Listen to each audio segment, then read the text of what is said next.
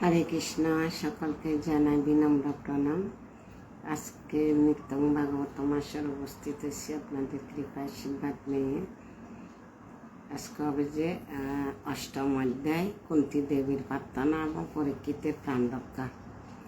সপ্তম অধ্যায় গতকাল শেষ করছি, আজকে হচ্ছে যে অষ্টম অধ্যায় আর ৫৬তম পর্ব। হরে কৃষ্ণ। ওম জ্ঞানং তিমিরান্ধস্য জ্ঞানং জন শলাকয়া চক্ষুরন্মীলিतं येन তস্मै শ্রী গুরুবে নমঃ। শ্রী চৈতন্য মনোভীষ্টং স্থাপিतं येन ভূতলে স্বয়ং রূপ কদা মह्यं দদাতি স্বপদান্তিকं।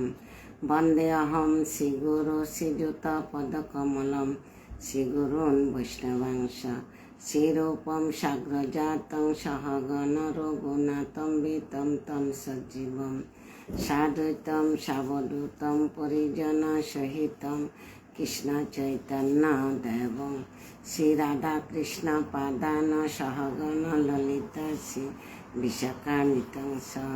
হে কৃষ্ণ করুণা সিন্ধু দীনবন্ধু জগৎপতে গোপেশ গোপিকা কান্ত রাধাকান্ত নমস্তুতে। তপ্ত কাঞ্চন গৌরাঙ্গী রাধে বৃন্দাবনেশ্বরী বিশ্বভানুসুতে দেবী প্রণমামি হরিপ্রিয়ে। নারায়ণং নমস্কৃত্যং নরং চৈব নরোত্তমং দেবীং সরস্বতী ব্যাসং ততো জয়মুদীরয়ে।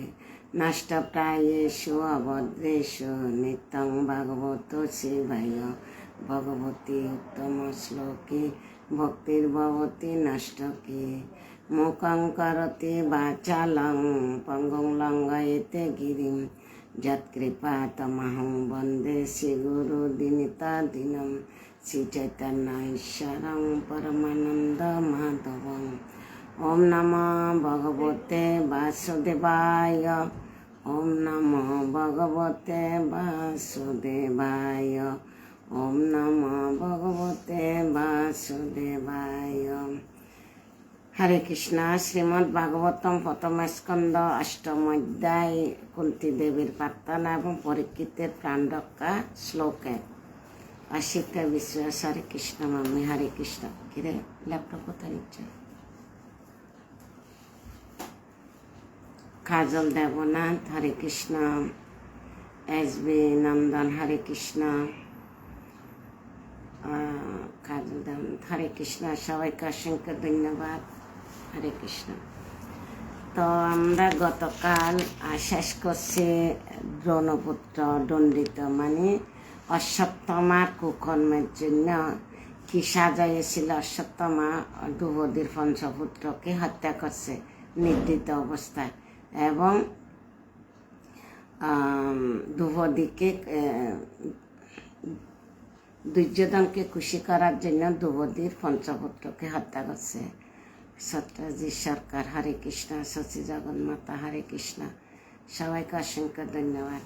তো গতকাল শেষ করছি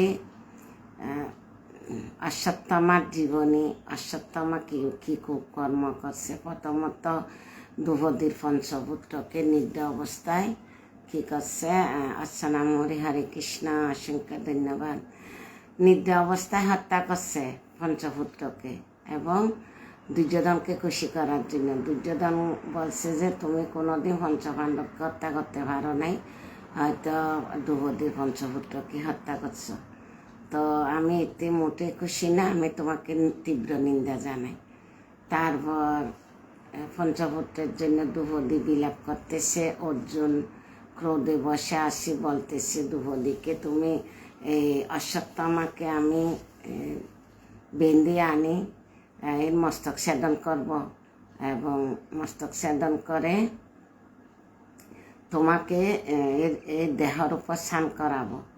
তারপর দ্রৌপদীর কাছে যখন অশ্বত্থামা কি করছে, ব্রহ্মশিরস্ত্র নিক্ষেপ করছে। ব্রহ্মশিরস্ত্রয় স্বর্গমৈত্য পাতাল ত্রিভুবন অগ্নিতে ফলাইছে, মানে ধ্বংসের পথে। তো এখন অর্জুন প্রথম বুঝতে পারে নাই অগ্নি কোথায় থেকে আসছে, শুকনো ব্রহ্মশির অস্ত্রটা। তারপর কি করছে, শ্রীকৃষ্ণর আত্মসমর্পণ করছে, এই অগ্নি কোথায় থেকে আসতেছে আমি বুঝতে পারছি না। তখন শ্রীকৃষ্ণ বলছে এটা অশ্বত্থামার কুকর্ম। তো এখন তুমি হচ্ছে যে শ্রেষ্ঠ অস্ত্রধারী, তুমিও আরেকটা অস্ত্র প্রয়োগ করো, ব্রহ্মশির অস্ত্র প্রয়োগ করো। আর অশ্বত্থামা জানে না কিভাবে প্রয়োগ করতে হয়, ভুল প্রয়োগ করছে, ভুল মন্ত্র দ্বারাই করতে হয়, উচ্চারণ অত মন্ত্র ভুল করছে, তাই এটা সঠিক পথে যাচ্ছে না, সেজন্য ক্ষতি করতেছে। তো তার অর্জুনে কি করছে, একটা ব্রহ্মশির নিক্ষেপ করে দুটা সংবরণ করছে, মানে থামাইছে। তারপর অশ্বত্থামাকে ধরে রশি দিয়ে বেঁধে দ্রৌপদীর কাছে নিয়ে আসছে। দ্রৌপদীর কাছে যখন আনছে, দ্রৌপদী প্রথমত প্রণাম করছে, অথচ পঞ্চপুত্র সুখে বেকুল হচ্ছে। কেন? একটু ব্রাহ্মণের পুত্র, ব্রাহ্মণের গুণাবলী তো অশ্বত্থামার কাছে ছিল না। অশ্বত্থামার কাছে যদি ব্রাহ্মণের গুণাবলী থাকতো তাহলে দ্রৌপদীর পুত্রদেরকে হত্যা করতো না। তারপর দ্রৌপদী প্রশংসা করতেছে ব্রাহ্মণের গুণাবলী। এবার অর্জুনও থেমে গেছে। অর্জুন কৃষ্ণ নির্দেশ দিছে একে হত্যা করো, যেহেতু নির্দয় অবস্থায় তোমার পুত্রদেরকে হত্যা করছে, তুমি একে হত্যা করো। পরে অর্জুন শরণাগত হচ্ছে, আমি একে হত্যা করতে পারবো না, কারণ এ হচ্ছে যে ব্রাহ্মণের পুত্র। দ্রৌপদীকে প্রশংসা করতেছে। তখন নকুল সহদেব মানছে, কিন্তু ভীম মানতেছে না। ভীম বলতেছে না, একে হত্যা করতেই হবে, বধ করতে হবে। তখন শ্রীকৃষ্ণ অর্জুনকে বলতেছে, আমার সন্তুষ্টির জন্য, ভীমের সন্তুষ্টির জন্য তুমি একে দণ্ড দিতে হবে, এর প্রাণে বেশি থাকবে, এবং একে এমন দণ্ড দাও যাতে জীবনভর নিজের জীবন নিজে তরফ করে মতন। তো অর্জুন বলতেছে, এটা তুমি উপায় বাতাও। তখন কৃষ্ণ বলছে যে সমস্যার সমাধান আমি করব। তখন সমস্যার সমাধান কি করলো, অশ্বত্থামাকে মাথার যে মণি আছে, কপালে মণিটা ছেদন করে নিয়ে ফেলছে। এটা দিয়ে কি হচ্ছে যে অর্জুন প্রতিজ্ঞা করছে না, দ্রৌপদীকে বলছে যে আমি এর মস্তক ছেদন করে তোমার কাছে নিয়ে আসবো, এ প্রতিজ্ঞা হলো। এবং মণি যখন নিয়ে ফেলছে তখন অশ্বত্থামা কি ক্ষীণ হয়ে গেছে, শক্তি হারিয়ে গেছে, আর কিছু করতে পারছে না। তার ধন সম্পদ বাড়িঘর সব ফিনিশ, আর গৃহে থাকতে পারবে না, জঙ্গলে থাকতে হবে। তো এই ঝড় বৃষ্টি তুফান এই সারা বছর এই জঙ্গলে জঙ্গলে ঘুরি বেড়াচ্ছে, মানে নিজের জীবনের উপর নিজের তুচ্ছ তাচ্ছিল্য আসছে। তো এটা মৃত্যুদণ্ড থেকে অতি উত্তম সাজা। মৃত্যুদণ্ড হলে তো মৃত্যু হয়ে গেল, কেউ দেখতো না। এখন তো কষ্ট, এগুলো তিলে তিলে তিলে তিলে কষ্ট সহ্য করতো, তরফায় মারতেছে, ভগবানের মাস্টার প্ল্যান। তো এবার অর্জুনে কি করছে, রশি খুলে দিছে, এবার এদের শিবির থেকে বাইর করে দিছে, অর্জুনের বাড়ি থেকে বাইর করে দিছে। এবার জঙ্গলে জঙ্গলে ঘুরতেছে এবং নিজের জীবনের উপর নিজেরতে তুচ্ছ তাচ্ছিল্য আছে। এই হচ্ছে যে অশ্বত্থামার কঠোর থেকে কঠোর সাজা। তো মৃত্যুর সাথে লড়াই করতেছে, কিন্তু মৃত্যু হবে না। এত 3000 বছর এখনো পর্যন্ত জঙ্গলে জঙ্গলে ঘুরতেছে অশ্বত্থামা, এখনো জীবিত আছে। তো এই পর্যন্ত গেল। আজকে হবে যে অষ্টম অধ্যায় কুন্তী দেবীর প্রার্থনা এবং পরীক্ষিতের প্রাণ রক্ষা। পরীক্ষিতকে কিভাবে প্রাণ রক্ষা করবে, এই অস্ত্র উত্তরার গর্ভে প্রবেশ করছিল, তো ভগবান কিভাবে পরীক্ষিতকে রক্ষা করছে এই অধ্যায়তে বিশ্লেষণ করা হয়েছে। আপনারা শ্রবণ করুন। হরে কৃষ্ণ। শ্লোক 1। সুতোবাচ অততে সম্পরে তা নাম সনাম উদকম ইচ্ছতাম দাতুম সকৃষ্ণা গঙ্গায় পুরস্কৃত শিয়। সুতোবাচ, সুত গোস্বামী বললেন, অতএভাবে তে পাণ্ডবেরা সম্পরে তা নাম মৃতদের সানাম আত্মীয়দের উদকম জল ইচ্ছাতাম অভিলাষ করে দাতুম প্রদানের জন্য সকৃষ্ণা দুহদিসহ গঙ্গায়াম গঙ্গায় পুরস্কৃত অগ্রে রেখে যুযু গিয়েছিল স্বীয় স্ত্রীগণ। সুত গোস্বামী বললেন, অনুবাদ, তারপর পরলোকগত আত্মীয় স্বজনদের উদ্দেশ্যে জল অর্পণ করার মাধ্যমে পাণ্ডবেরা দুহদিসহ গঙ্গার তীরে গমন করলেন। মহিলারা অগ্রভাবে যাচ্ছিলেন। এবার পরলোকগত সন্তানদের উদ্দেশ্যে জল অর্পণ করার মানসে পাণ্ডবেরা দুহদিসহ গঙ্গার তীরে গমন করেছিলেন। মহিলারা আরেক ভাগে যাচ্ছিলেন। তাৎপর্য করেছেন শিলা প্রভুপাদ। জয় শিলা প্রভুপাদ। যখন পরিবারের কারো মৃত্যু হয় তখন গঙ্গা বা অন্য কোনো পবিত্র নদীতে স্নান করার প্রথা হিন্দু সমাজে আজও প্রচলিত রয়েছে। পরলোকগত আত্মার উদ্দেশ্য পরিবারের প্রতিটি সদস্য এক ঘটি গঙ্গার জল অর্পণ করেন এবং স্ত্রী লোকদের পুরোভাগে রেখে তারা সারিবদ্ধভাবে গমন করেন। আজ থেকে 5000 বছর পূর্বে পাণ্ডবেরা সেই প্রথা অনুসরণ করেছিলেন। পাণ্ডবেরা মামাতো ভাই হওয়ার ফলে সেখানে ভগবান শ্রীকৃষ্ণ পরিবারের সদস্যদের সঙ্গে ছিলেন। কার মামাতো ভাই? মামাতো পিসিত ভাই কৃষ্ণ আর অর্জুনরা। তাহলে কি করছে? কারো মৃত্যু হলে তারা পবিত্র নদীতে স্নান করতে। এটা হিন্দু সমাজের আজও প্রচলিত আছে। আজ থেকে 5000 বছর পূর্বে পাণ্ডবেরা সেই প্রথা অনুসরণ করেছিলেন। তাই পাণ্ডবদের মামাতো ভাই হওয়ার ফলও সেখানে ভগবান শ্রীকৃষ্ণের পরিবারের সদস্যদের সঙ্গে ছিলেন। শ্লোক 2 কথা সুত গোস্বামী নৈমিষারণ্যে ঋষিদেরকে বলতেছে। শ্লোক 2, তে নিনায় উদকম সর্বে বিলোপ চ বিষম পুনঃ হরিপাদাজ রজ ফুত সরিত জলে। লাকিশন মা, হরে কৃষ্ণ মাতাজি, সবাইকে অসংখ্য ধন্যবাদ। অনুবাদ, তাদের জন্য বিলাপ করে তারা যথেষ্ট পরিমাণের গঙ্গার জল অর্পণ করলেন এবং গঙ্গায় স্নান করলেন, কেননা সেই জল পরমেশ্বর ভগবান শ্রী পাদপদ্মের ধূলিকণা মিশ্রিত হয়ে পবিত্রতা লাভ করেছে। কেন? হরে কৃষ্ণ, হরিবল মাতাজি, হরিবল। এবার আত্মীয় স্বজনেরা কি করতেছে? বিলাপ করে তারা যথেষ্ট পরিমাণে গঙ্গার জল অর্পণ করলেন এবং গঙ্গার স্নান করলেন, কেননা গঙ্গার জল আছে পরমেশ্বর ভগবানের শ্রী পাদপদ্মের ধূলিকণা মিশ্রিত হয়ে পবিত্রতা লাভ করেছে। সেজন্য সবাই বেশি বেশি গঙ্গার জল ঢালতেছে এবং ভগবানকে স্মরণ করতেছে। কি স্মরণ করতেছে? স্মরণ এটাই করতেছে কি এটা ভগবানের স্মরণ থেকে উৎপত্তি হয়েছে, তাই গঙ্গার জল মস্তকে দিচ্ছে, স্নান করতেছে সবাই। শিবরা মহাজন, হরে কৃষ্ণ। তো শ্লোক 3 নম্বর অনুবাদ, তত্র আশীনাম কুরু পতিত ধৃতরাষ্ট্র সহর্জুন অনুজম গান্ধারীরম পুত্র শোকাত্তম পিতাম কৃষ্ণাম চ মাধব। সেখানে কৌরব নৃপতি মহারাজ যুধিষ্ঠির, তার অনুজ ভাতৃবর্গ এবং ধৃতরাষ্ট্র, গান্ধারী, কুন্তী, দ্রৌপদী সহ শোকাভিভূত হয়ে বসেছিলেন। ভগবান শ্রীকৃষ্ণ সেখানে ছিলেন। ওখানে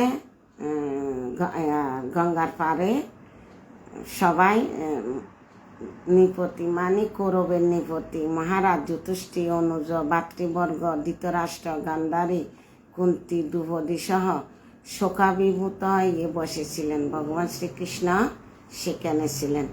তাৎপর্য করেছেন শিলা প্রভুপাদ। জয় শিলা প্রভুপাদ। কুরুক্ষেত্রে যুদ্ধ হয়েছিল একই পরিবারের আত্মীয় স্বজনদের মধ্যে এবং তাই তার ফলে যারা প্রভাবিত হয়েছিল তারা সকলে ছিলেন আত্মীয়। যেমন মহারাজ যুধিষ্ঠির এবং তার ভাইয়েরা কুন্তীর, দ্রৌপদী, সুভদ্রা, ধৃতরাষ্ট্র, গান্ধারী এবং তার পুত্রবধূগণ প্রমুখ সমস্ত মুখ্য মৃত ব্যক্তিরা কোনো না কোনোভাবে পরস্পরের সঙ্গে সম্পর্কিত ছিলেন এবং তাই সে পরিবারের শোক ছিল সংযুক্ত। কুন্তির বাতুসূত্র রূপে পাণ্ডবদের মামাতো ভাই এবং সুভদ্রার বাতা ইত্যাদি সম্পর্ক শ্রীকৃষ্ণ ছিলেন সে পরিবারের একজন সদস্য। তাই ভগবান তাদের সকলের প্রতি সমান সহানুভূতিশীল ছিলেন এবং তাই তিনি যথাযথভাবে তাদের সান্ত্বনা দিতে শুরু করলেন। কে ভগবান যখন সবাই বিলাপ করতেছে স্নান পানি করে, এমনি তো কেউ মৃত ব্যক্তি স্নান করার পরে আরও কান্না বেশি আসে। যখন সবাই কান্না করতে শ্রীকৃষ্ণ সকলে সমান সহানুভূতি ছিলেন এবং তিনি যথাযথভাবে তাদেরকে সান্ত্বনা দিচ্ছেন। হরে কৃষ্ণ। শ্লোক হচ্ছে যে 4 নাম্বার। শান্তায়াম আশা মুনিবিহ অত বন্ধুন শোচাপিতান ভূতেষু কালেষু গতিম দশায়ন প্রতিক্রিয়াম।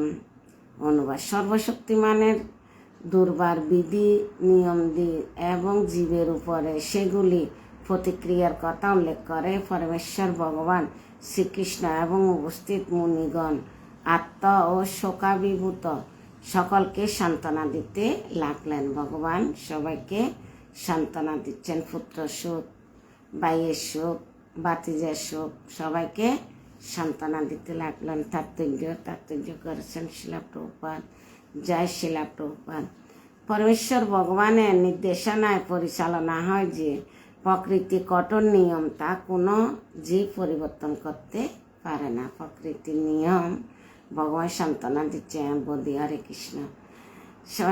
প্রকৃতির কঠোর নিয়ম কেউ পরিবর্তন করতে পারে না। সমস্ত জীব নিত্যকাল সর্বশক্তিমান ভগবানের অধীন। ভগবান সমস্ত বিধি নিয়ম সৃষ্টি করেন এবং এই সমস্ত বিধি নিয়মকে সাধারণত বলা হয় ধর্ম। কেউ কোনো ধর্মের সূত্র সৃষ্টি করতে পারে না। স্বধর্ম হচ্ছে ভগবানের নির্দেশ পালন করা। ভগবানের নির্দেশ শ্রীমদ্ ভগবদ্গীতায় স্পষ্টভাবে বিঘোষিত হয়েছে। সকলের কর্তব্য কেবল তাকে অথবা তার আদেশকে অনুসরণ করা। কার? ভগবানের আদেশকে অনুসরণ করা, এবং সেটি তাদেরকে ভৌতিক এবং আধ্যাত্মিক উভয় দিক দিয়ে সুখী করবে। সেই নির্দেশে কী হবে? আমাদের ভৌতিক এবং আধ্যাত্মিক দুনো দিক দিয়ে সুখী হবে। আমরা যতক্ষণ জড়জগতে রয়েছি ততক্ষণ আমাদের কর্তব্য হচ্ছে ভগবানের আদেশ পালন করা। আর ভগবানের কৃপায় আমরা যদি জড় জাগতিক বন্ধন থেকে মুক্ত হতে পারি, তাহলে আমাদের মুক্ত অবস্থায় আমরা পরমেশ্বর ভগবানের প্রতি আমাদের দিব্য প্রেমময়ী সেবা নিবেদন করতে পারি। আমাদের বদ্ধ অবস্থায় চিন্ময় দৃষ্টির অভাবে আমরা ভগবানকে দর্শন করতে পারি না, এমনকি নিজেদের দর্শন করতে পারি না। কিন্তু আমরা যখন জড় জগতের বন্ধন থেকে মুক্ত হই, আমাদের শাশ্বত সীমায় প্রতিষ্ঠিত হই, তখন আমরা প্রত্যক্ষভাবে ভগবানের এবং নিজেদের দর্শন করতে পারি। মুক্তি মানে হচ্ছে জাগতিক জীবনের ধারণা ত্যাগ করে সীময় স্বরূপে পূর্ণ প্রতিষ্ঠা হওয়া। ধারণা মানে মুক্তি মানে কি? জাগতিক জীবনের ধারণা করে ত্যাগ করে সীময় স্বরূপে পূর্ণ প্রতিষ্ঠিত হওয়া। তাই মানব জীবনের বিশেষ উদ্দেশ্য হচ্ছে চিন্ময় মুক্তি লাভের জন্য ক্ষণস্থায়ী যোগ্যতা অর্জন করা। মানুষের 3টা যোগ্যতা থাকা দরকার: শ্রদ্ধা, বিনম্রতা, যোগ্যতা। শ্রদ্ধা থাকতে হবে এবং বিনম্র চিত্তে প্রশ্ন জিজ্ঞাসা করতে হবে। শ্রদ্ধা মানে ভগবানের প্রতি বিশ্বাস। শ্রদ্ধা সবে বিশ্বাস করে সুদৃঢ় নিশ্চয় কৃষ্ণ ভক্তি করলে সর্বধর্মকৃত হয়। তো বিশ্বাসটা থাকতে হবে। বিশ্বাস, বিনম্রতা, শ্রদ্ধা, বিনম্রতা, যোগ্যতা। আপনার যোগ্যতা থাকতে হবে পাঠ করার বা ব্যাসাসনে বসার বা সঙ্গ করার বা বক্তা আপ্যায়ন করার আপনাদের মধ্যে বা আমাদের মধ্যে যোগ্যতা থাকতে হবে। দুর্ভাগ্যবশত মায়ার মহাময়ী প্রভাবে আমরা কয়েক বছরে ক্ষণস্থায়ী জীবনকে আমাদের শাশ্বত অস্তিত্ব বলে বর্ণনা করি এবং তার ফলে মায়া মিথ্যা প্রকাশরূপে তথাকথিত দেশ, গৃহ, ভূমি, সন্তান, সন্ততি, পত্নী, সমাজ, সম্পত্তি মোহে আচ্ছন্ন হয়ে পড়ে। এভাবে আমরা মায়ার নির্দেশ আমাদের এই সমস্ত মিথ্যা কর্তৃত্ব বজায় রাখার জন্য পরস্পরের সঙ্গে সংগ্রাম করি। দিব্যজ্ঞানের অনুশীলন দ্বারা আমরা উপলব্ধি করতে পারি যে এই সমস্ত জড় বিষয়গুলির সঙ্গে আমাদের কোনো সম্পর্ক নেই। এটি হচ্ছে সম্পর্ক এবং তৎক্ষণাৎ আমরা জড় আসক্তি থেকে মুক্ত হয়ে বিভ্রান্ত চিত্ত ব্যক্তিদের অন্তরে গভীর প্রদেশ চিন্ময় শব্দ তরঙ্গে সঞ্চার করে সমস্ত মায়াচ্ছন্ন জীবদের ভ্রান্তি তৎক্ষণাৎ দূর হয়ে যায়। এটি হচ্ছে জন্ম মৃত্যু জরাব্যাধি রূপে প্রকাশিত জড়া প্রকৃতির কঠোর নিয়মের প্রভাবে ক্লিষ্ট জীবের ক্লিষ্ট জীবের সান্ত্বনা লাভের পরম উপায়। যুদ্ধের প্রভাবে পীড়িত কুরুবংশের সদস্যরা মৃতজনিত সদস্যের কারণে শোক করেছিলেন এবং ভগবান তখন তাদের ভিত্তিতে তাদের সান্ত্বনা দিয়েছিলেন।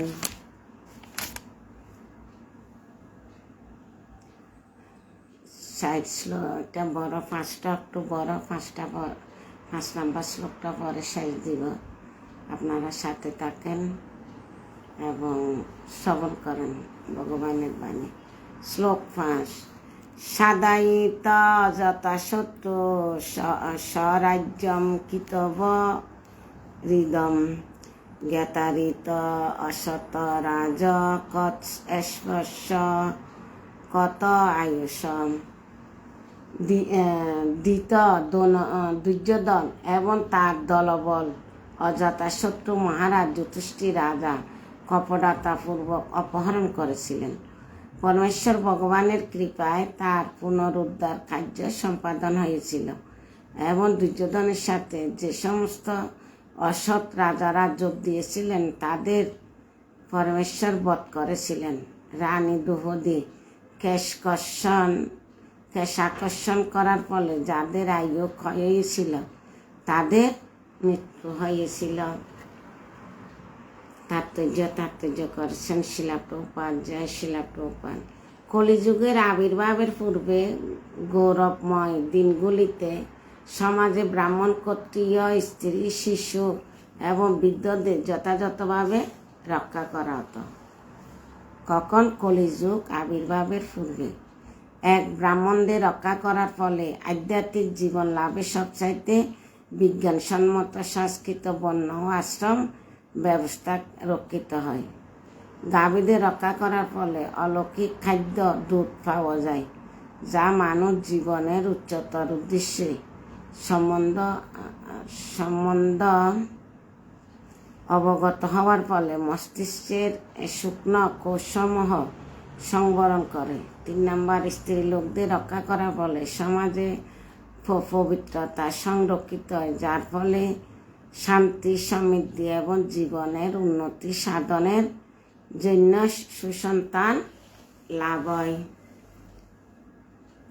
4 নম্বর, শিশুদের রক্ষা করার ফলে জড়জগতের বন্ধন থেকে মুক্ত হওয়ার জন্য মানব জীবনকে যথাযথভাবে প্রস্তুতি করার ক্ষেত্রে সর্বশ্রেষ্ঠ সুযোগ প্রদান করা হয়। শিশুদের রক্ষা করার এই ব্যবস্থা শুরু হয় জন্মের প্রারম্ভে গর্ভধান সংস্কারের মাধ্যমে। 5 নম্বর, বৃদ্ধদের রক্ষা করার ফলে তাদের মৃত্যুর পর শ্রেষ্ঠতর জীবন লাভের সুযোগ দেওয়া হয়। এই পূর্ণতার দৃষ্টিভঙ্গির মানব জীবনযাপন করার পাশবিক সভ্যতা ঠিক বিপরীত। উপরোক্ত নিরহ ব্যক্তিদের রক্ষা করা সর্বতভাবে নিষিদ্ধ, এমনকি তাদের অপমান করা হয়। তাহলে মানুষের আয়ুষ্কয় হয়। কলিযুগে তাদের যথাযথভাবে রক্ষা করা হয় না। এবং তাই এই যুগে মানুষের আয়ু ব্যাপকভাবে হ্রাস পেয়েছে। শ্রীমদ্ ভগবদ্গীতা উল্লেখ করা হয়েছে যে শ্রীকৃষ্ণ লোক যথাযথভাবে রক্ষা না করা হলেও সমাজে অবাঞ্ছিত সন্তান উৎপন্ন হয়, যাদের বলা হয় বর্ণসংকর।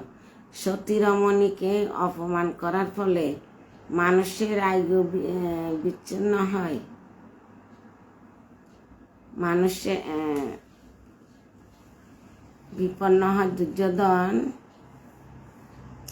উল্লেখ করা হয়েছে যে স্ত্রী লোকদের যথাযথভাবে রক্ষা করা না হলে সমাজ অবাঞ্ছিত সন্তান উৎপাদন হয়। এ কথাগুলা অর্জুন গীতাতে শ্রীকৃষ্ণকে প্রথম অধ্যায়তে জিজ্ঞাসা করছে, তুমি যে বলছো যুদ্ধ করতে, যুদ্ধ শুরু হলে পুরুষেরা মারা যাবে, পুরুষেরা মারা গেলে নারীরা বেবিচারিণী হবে, বেবিচারিণী হলে সমাজে মেলামেশা করবে, মেলামেশা করলে অবৈধ সন্তানাদি উৎপাদন হবে। তো সেজন্য এখন এখানে কথাগুলো তুলে ধরা হয়েছে যে অবাঞ্ছিত সন্তান উৎপন্ন হয়, যাদের বলা হয় বর্ণসংকর। সতী রমণীকে অপমান করার ফলে মানুষের আয়ু বিপন্ন হয়। দুর্যোধন বাই দুঃশাসন আদর্শ সতী দ্রৌপদীকে অপমান করেছিলেন এবং তার ফলে সে দুরাত্মাকে অকালে মৃত্যুবরণ করতে হয়েছিল। ভগবানের কঠোর নিয়মে কয়েকটি উল্লেখ এখানে করা হয়েছে। ভগবানের কঠোর নিয়ম, এই নিয়মগুলা, এই যে 5টা নিয়ম দিছে, এই নিয়মগুলা কয়েকবার পড়লে তারপর আমাদের হৃদয়ঙ্গম হবে। এই নিয়মগুলা যদি কয়েকটা উল্লেখ করা হয় তাহলে আমরা ভগবানের সাথে যুক্ত আছি। আর এটা কি কুন্তী দেবীর প্রার্থনা এবং পরীক্ষিতের প্রাণ রক্ষা, এখনো তাদের কাহিনী আসে নাই, এখনো তো সাজাচ্ছে, এই অধ্যায়টা সাজাচ্ছে এবং ভগবানের নির্দেশ। আর দ্রৌপদীরা পুত্র সংস্কার করে গঙ্গাতে স্নান করছে, আত্মীয় স্বজনেরা অনেক গঙ্গার জল দিয়ে স্নান করছে, তারা চিন্তা করছে গঙ্গার জল ভগবান শ্রীকৃষ্ণর পাদপদ্ম থেকে উৎপত্তি হয়েছে। আর সবাই বিলাপ করতেছে, দ্রৌপদীও কান্না করতেছে এবং ভগবান সান্ত্বনা দিচ্ছে। তো আজকে এতটুকু। ভাগবতম গ্রন্থরা আজকে জয় শিলা প্রভুপাদ কে, জয় শিলা গুরু।